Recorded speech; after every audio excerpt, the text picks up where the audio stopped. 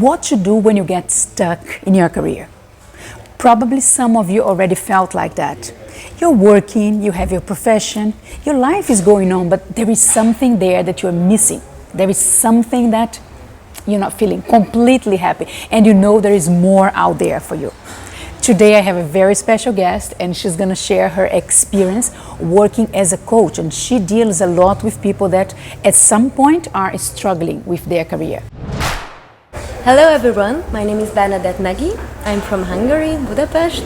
I live in Barcelona for the past 4 years, and I'm a life coach supporting people in living a life they truly love.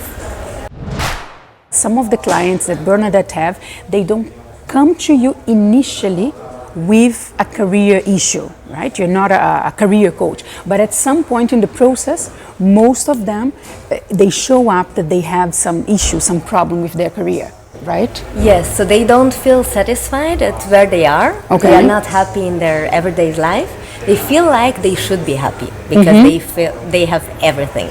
They have a job, they have a career, they have money, they have security, safety, but they still they're missing they something. don't like their everyday life. Yeah. The funny thing is that they are, most of your clients, in higher positions like management level, director level. And I know some people have this tendency to think that, oh, if I had a better job, if I had a higher position, if you were the director of a multinational company, if I was making a lot of money, then at that point I would be happy. If I had that. So I'm missing getting a nice position, a nice job title in a company to be happy. But what you face is that your clients, or most of them, they are there already in this nice position, well recognized, that pays a lot of money, but still they are not happy, right? Yes, because that's not everything. I mean, getting what you want or you think what you want is not everything, because you, in the process, you are changing. Okay, you as a person, you change. You as a person, you are growing in the process, and there is a moment when you reached what you thought you wanted, and you have the stability, and still it doesn't feel right. Sometimes we get too busy working so hard, many hours to get a promotion, to meet the company requirements, so we kind of get lost in the process, right? We lose this connection with what is important to me, am I happy in the process, because we have such a straight goal that everything else is secondary, but we lose ourselves in the process, and that's when they ask for your help, right? Yes, that's when they are stuck and they don't know who they are right now, because they haven't checked in with themselves for a while.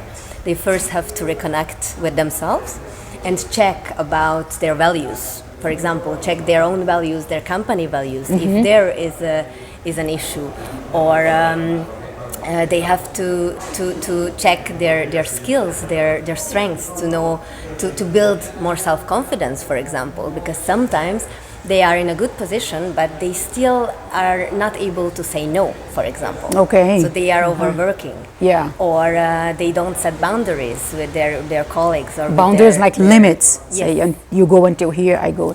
Yeah. And also, if you don't live your purpose, that's also important, and many people don't even know what that is. That's the thing. And that's why they don't feel well. Yeah. Because they don't do what they truly love. Yeah. They don't feel like making an impact, and that's when they have to find out what's there for them. Okay. What do you mean by impact? Because I have my own understanding about impact, and I found fascinating that people that are in a higher position, in a management position, they care about impact. So what do they call impact? What is it for them? Why they care about it? Why they reach a higher position? They have money, they have stability, but they are missing the impact. So what are they looking for, actually? Contribution to make this world a better place. Okay. For example, to help environmental issues, or to work in a kind environment where everyone is respected and there is diversity, and everyone can be themselves, so they can be vulnerable and real. Yeah.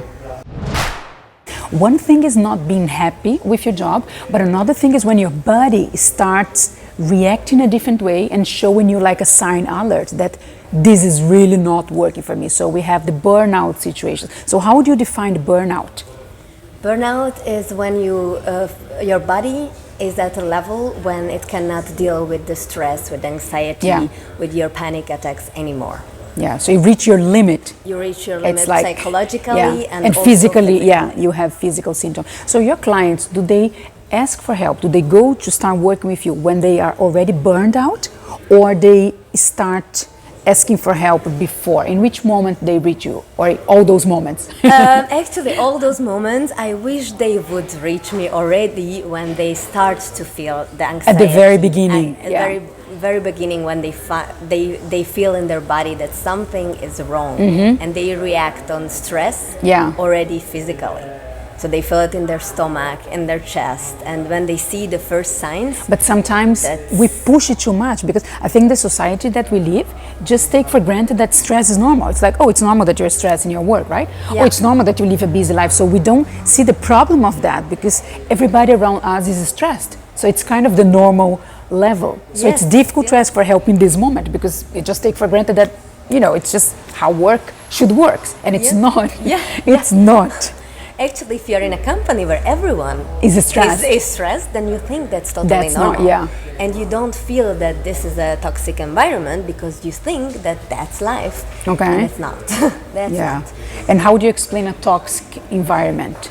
Toxic environment, I would say, when you face every day that you don't feel well. You feel the negative energy. Every day. People are complaining. No one is satisfied with their job, basically, and people are complaining about not sleeping well, not being able to relax when they go home, and it's a heavy environment. There's also a psychological abuse effect from the management all the time. So they put their employees' self-confidence down, very low. They cannot change their position, because they don't believe in themselves anymore, and they don't believe that there is a better place. That's the biggest danger, that they think that's normal. So the environment is bad, everybody's complaining, people are not sleeping well, I'm not happy with the job, and then there's a lot of pressure at work, but I think there is nothing more. I think all the companies are the same. So I stay there, but that rings a bell. It's like so familiar. And I support them to create a plan how to leave the company in a more secure way, because that's very important for people, to keep their safety, their financial stability, and to have an action plan how to leave, how to go through the process, and also to find out what they exactly want to do, which company they want to create, and already do the research and be confident about it. So that's a process, two sides process. Otherwise they will repeat the same mistakes, right? They will create a company that they're not happy because they didn't make all this homework. They didn't analyze the process to see what make them happy, because it might change. For me, the things that are important to me, my values, my priority, can be quite different than what is important for you.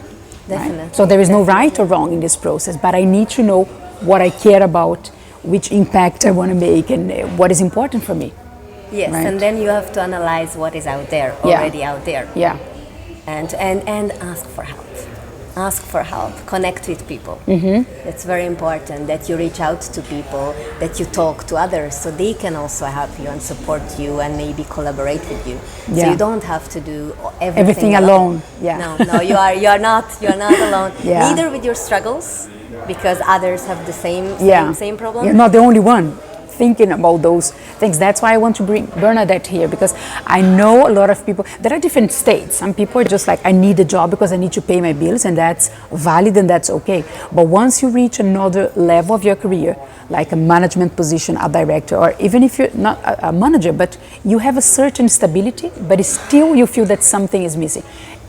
Again, you can ask for help and you can improve that. You can try to be happy again with that job, or to go for another job, or create your own job. So there are possibilities in any moment that you struggle with your career, any moment that you identify, I'm not happy here.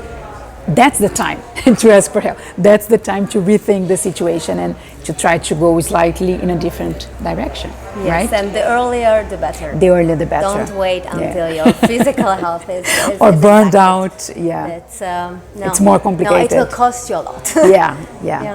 The recovery will take longer. 3 tips for people that are not happy in their career, people that somehow are stuck in a certain moment of their career. Which would be your main tips? 3 valuable notes and tips for people that are watching us. First of all, know who you are and who you want to be. So get your strengths, your values, your limiting beliefs, and your dreams. So it's look inside. Check in with yourself, connect to yourself, and make this analysis.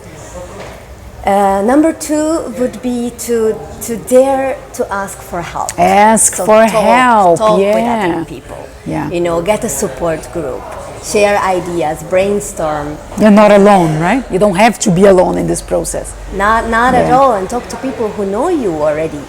So they can be your mirror. And also you can always ask for a specialist to help you to speed up the process. Good. The third one would be to believe in yourself. To work on your self-confidence. Oh, that's so important. Self-love, to be dare to dream big, and to know that there is something better out there for you. Don't settle. There is. There is always a better out there for you. It's somewhere. You're going to find it. You need to work to get there. But if we stop believing it, then I think life will be very boring, right? We spend such a long time, many hours per day, in career stuff related, working in our companies and our projects. So if you're not happy in the process, I think it doesn't make sense anymore.